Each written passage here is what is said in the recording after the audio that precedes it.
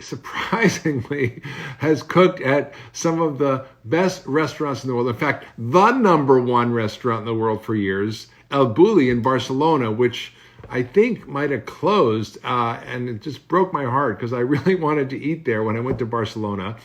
He also worked at Per Se in New York City, which is one of the top restaurants, all these Michelin star restaurants, and worked with David Boulud, who's an incredible chef. I mean, Daniel Boulud, who's an incredible chef in New York, and studied with him and has worked in all these incredible top restaurants.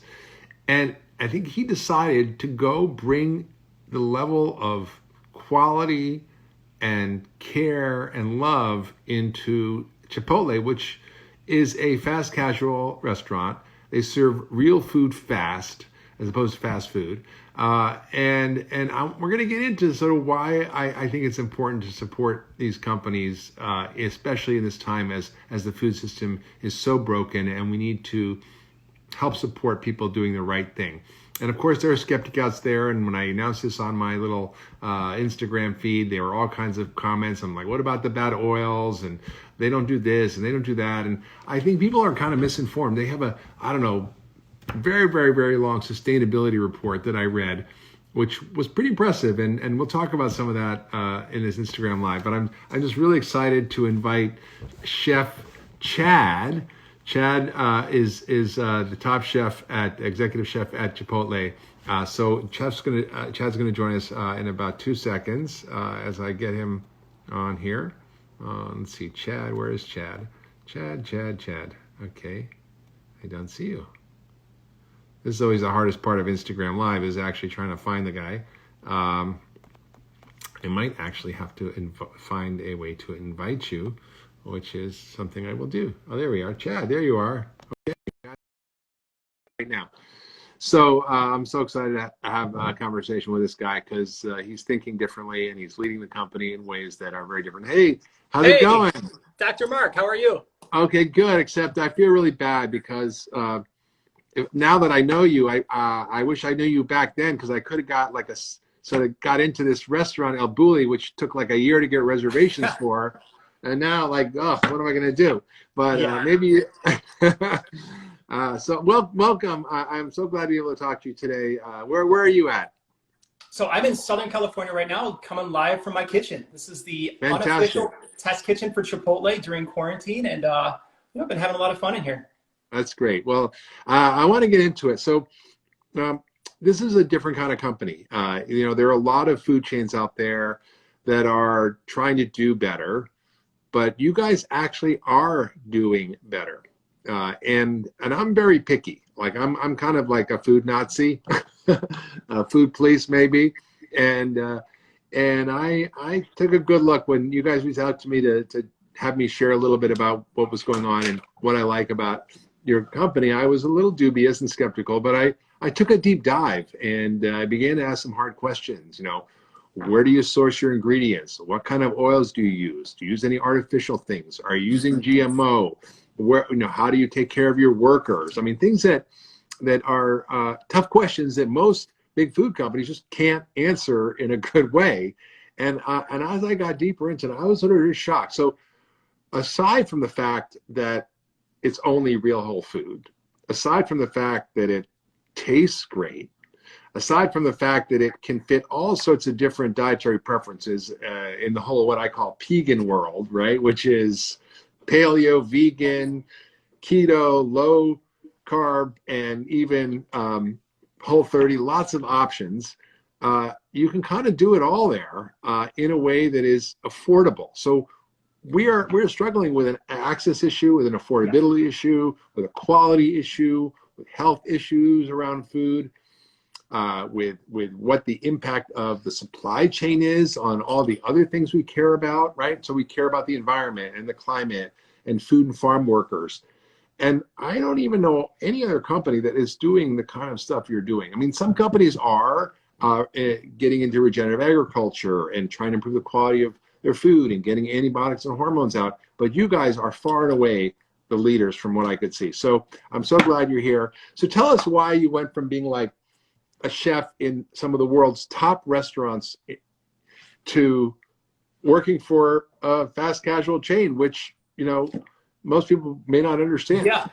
No, I get it. It sounds kind of crazy, right? But you kind of, when we initially talked, you really hit the nail with the hammer, like nice solid hit. So the thing for me is, you mentioned my resume, right? I started with Daniel Boulud, my education, Culinary Institute of America in upstate New York, Hyde Park. Went down You worked at the CIA, right? No, I learned at the CIA, yep, the Culinary Institute of America. But I joined the brigade with Daniel Boulud for 5 years in New York City, right? And wonderful time, super intense kitchen, focus on details, everything's precision cut. The sourcing's immaculate, comes from the farms. He's been buying, fish from the same fishermen for years, the same tomatoes from Tim Stark, like heirloom varietals. Everything has been set in stone, and it's beautiful and perfect and just really good food, right? So I got a strong foundation in that. And then I went to Paris, learned a little bit more cooking, even more like dedication to the art, dedication to the sourcing and how good the base product was. Worked for Thomas Keller, Bulli, all those places. And the thing that links them all together is the way that they create an experience using really high quality starting ingredients. And, I was skeptical about Chipotle first. So at the time, it was the only fast food that I ate. So I had a daughter, and it was the only food that I'd feed to her because I knew it was high quality. And when this job came open, I was skeptical, right? Is this fast food? I know it's good, but is it really is it Michelin star good, right? Because that's like my background, 3 Michelin star, right? 3 different 3 Michelin stars, and it's all attention to detail, attention to detail, attention to sourcing. And I was kind of, I was on the fence about it. It sounds like a cool job, but I talked to our founder, Steve Ells, and he came to a restaurant that I was running, and he was going through the menu, and he had some stuff, and he's like, oh yeah, this is really nice. I had the pork. The pork was good. Where'd you get that from? And I was like, oh, it's Nyman Ranch. And I started telling him about this, and he's just shaking his head, nodding, like, oh yeah, I know Nyman Ranch. And he goes, how many people do you serve a night here? And I said, busy night, got 5, 6 cooks in the back. We'll do 150 people, 175. It's in the busy season. And he shakes his head and he goes, yeah, I serve Nyman Ranch pork too for our carnitas. Before noon on the West Coast, we'll do a couple 100,000 people. And that just blew my mind, right? Because he had the scale to really change food systems. Yeah. And that's what I care about at Chipotle, right? That sourcing, the attention to detail that we put into the cooking, the attention that we put into buying and purchasing. We have an animal welfare expert on hand. She's awesome, Yael. She helps us with all sorts of things, but she has a team of people that audit our farms, right? So we know that what we say is true. And that was really drew me in, is if we make these marginal changes, right, we affect the whole food system. So if we buy, I think in 2018, 50% of our beef was grass-fed, right?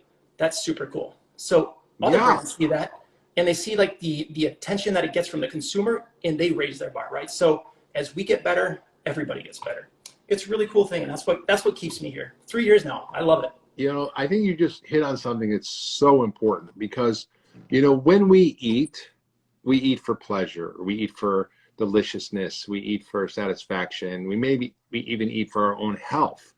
But we often don't think about the ramifications of the food we're eating on everything else, right?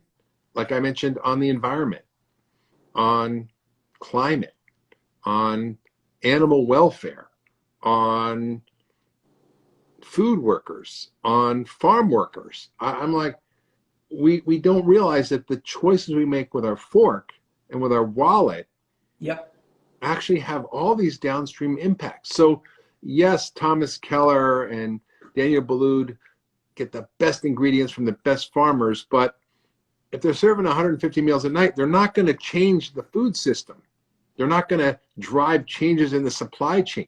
Exactly. Right. So what you're doing, if you eat at Chipotle, you are not just helping yourself.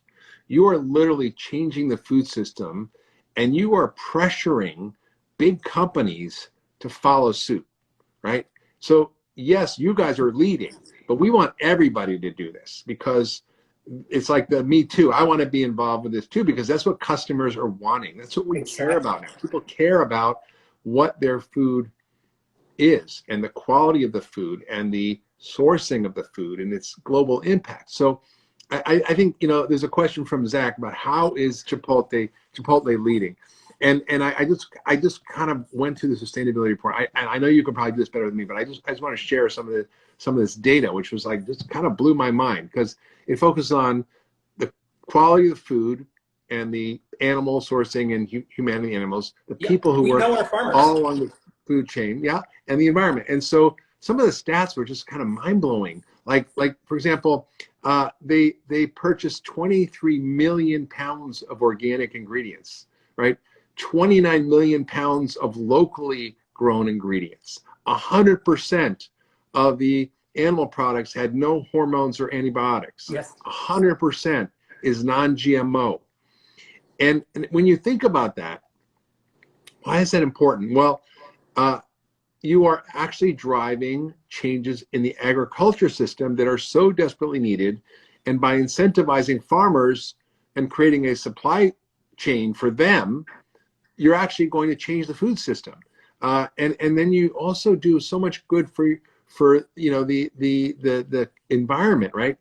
Everything you use, like it's not just some weird styrofoam plastic container. 100% of the bowls are made from compostable plant fibers. You recycle over 1.2 million cubic yards of waste. 42, like food waste is one of the biggest causes of climate change. 42% of all the waste that you produce, which is food waste, this is a bummer to waste it, but it's diverted from landfill and you make compost. You have a recycling loop, closed loop recycling program where your plastic bags, plastic gloves that you use for cooking are turned into trash bags, right?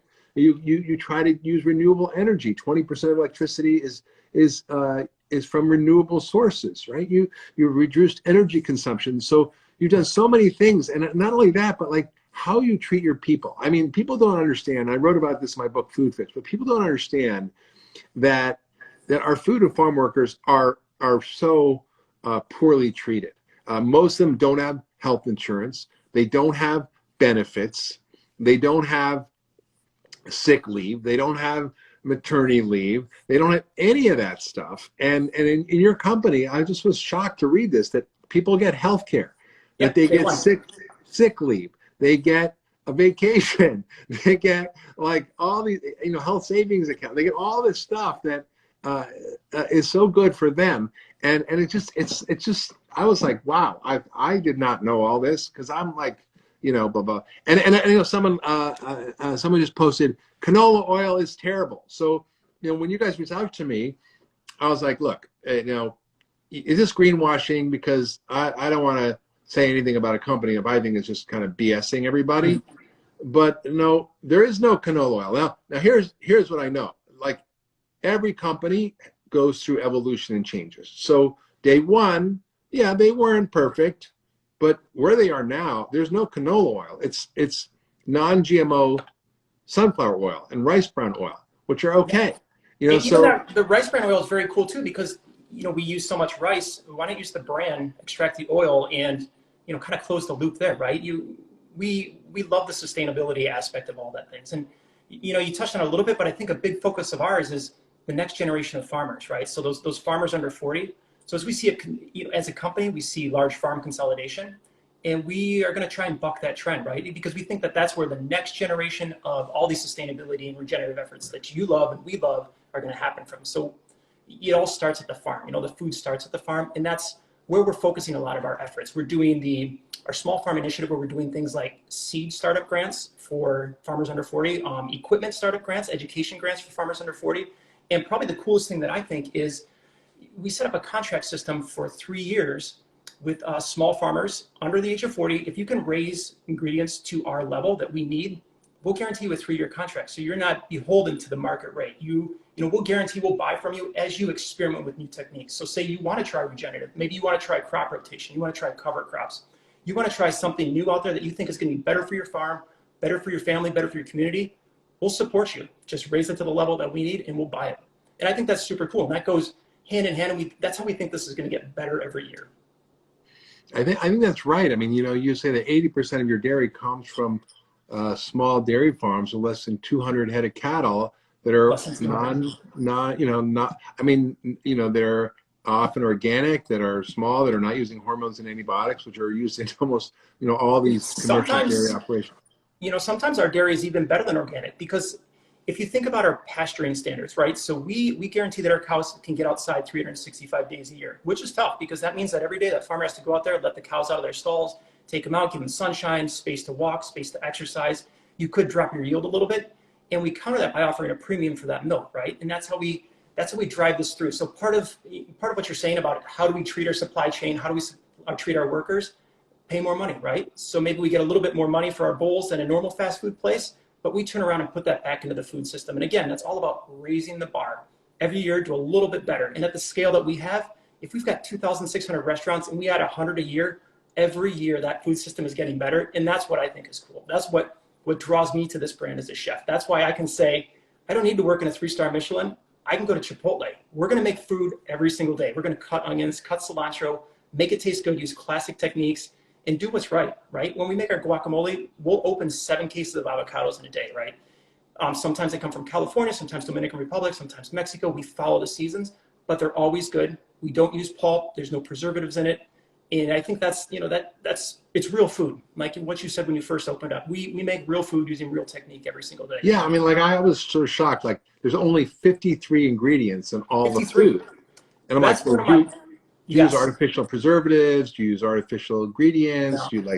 I was like drilling you guys with all these questions about where you get everything and what is it, and really, come on, like 53 ingredients, true to form. You can make every single thing on our menu using things you can get from the grocery store. You can go to and they're all like and they're all things you recognize, like an avocado and a tomato and Monterey Jack, cheddar cheese. It's really straightforward, and that's what I love about it. There's no preservatives.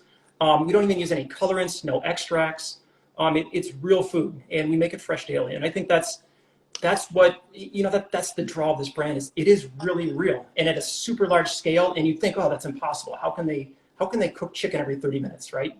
You just do it, right? We sweat those details, and I think that's what's really fun. Well, that's right. You actually cook. They're not just reheating things that is processed, chipped in, and made in some central processing plant. You don't even know what it is. And someone says they missed Chipotle.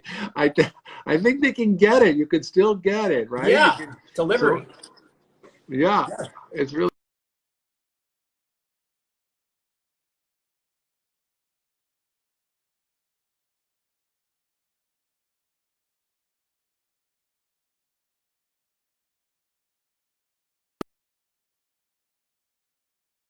Dr. Mark?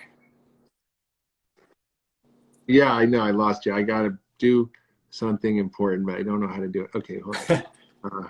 Okay, I gotta put this thing because people want to know where to get it, and I want to just put it in there. Okay, I think I put it in there. Yep. So you can order digitally. You can order online, Chipotle.com. Place your order. You can get a Dr. Hyman's bowl too. It's really cool. Oh yeah. I got the. I sort of listen. I don't like to eat a lot of tortillas. Some people like them. But I think they have so many options there. I just sort of like just real things. So I have lots of greens in mine. Super green lettuce. I have my adobo. I like the adobo flavor. The marinated chicken. A little brown rice. Little black beans. Little fajita vegetables. Tomatillo green chili salsa. Fresh tomato salsa. Guacamole. And you can mix and match and make your own thing. So whatever. If you don't want to eat grains and beans, don't. You can just have the protein. If you just don't want animal food, you can just make the grains and beans. So you can make whatever you want. And it's super fun and easy, and I think it's great. There are a couple of questions that people are asking about salt. Can you talk a little bit about salt and how that can be like lowered, or what you guys are doing around the salt issue? Yeah, so that is definitely something we recognize. So we do listen to our consumers, and we recognize that people are looking for less sodium in their diets. So with all our new food development, we're really getting into that, right? We're looking for a 30%, 50% reduction in sodium sometimes, right? You can always add more salt. It's just hard to take it away from the beginning, but it is definitely something we're looking at. But at the same time, salt is a great enhancer for food, right? So there's only so much you can take away before you start to see some problems. But we are definitely on top of it. There's a lot of internal love for that idea. So and there's a lot of other spices you can use instead of salt. I do a lot of And just for people to understand, salt is not necessarily the enemy. Yeah, if you were to have salt-sensitive high blood pressure, it can be a problem. If you have heart failure, it may be a problem. But I think that the amount of salt we eat in this society is mostly driven by processed food. It's not the salt you add when you're cooking. It's the salt that's added by corporations to make really garbage food taste edible. And so I think using salt in cooking, I use it liberally, and I think my blood pressure is super low. So I think there's a lot of controversy about salt in the science now, and I think it may not be as bad as we thought for a lot of people, and there's a subset that it is, but I think you have to be careful. Somebody else asked about food safety, and when I was going through the sustainability report, I was really impressed to see how food safety is really addressed through looking at the suppliers, through addressing what happens on the farms and supporting farmers, through various technology tools that you use, and how the restaurants are actually doubling down on their prep and their procedures, and how you get food safety certification. So listen, you can get food safety issues anywhere you go, and I think it is a problem, and I think in this country we're darn good at it. I've traveled a lot in developing countries and have gotten very sick, but I think for the most part, the food safety practices are pretty darn good. Can you share a little bit about that? Yeah, absolutely. So supply chain wise, we can trace back right to the farm. So there's a traceability aspect. So if there is an issue at the farm level, we know exactly where it came from and where it's going to. We can cut it off right there. And then in store, I think we probably have the strongest practices in the business, right? So 2015, we did have some issues, but we really learned from that and we're much better. So mandatory wellness checks, you cannot step into the threshold of our kitchen during COVID or even previous to this without a mandatory wellness check. So they'll ask you, how are you feeling today? Any stomach issues? Anyone in your family sick? Anything we should be aware of? And if you do say yes, then we do have a nurse online that will call and get clearance to let that person in. Also, you said you had talked about our sick pay. So you get sick pay on day one, right? And that's super important. So if it is your first or second week at work and you're not feeling sick, maybe a normal place, you're still going to come to work, right? But at Chipotle, you're going to get sick time, and you can stay home if you're not feeling well, and we encourage that, right? So we have enough people that if you're not feeling well, we'll make up for it. And on top of that, our hand washing procedures, every 30 minutes, we've got a timer in the kitchen, wash your hands.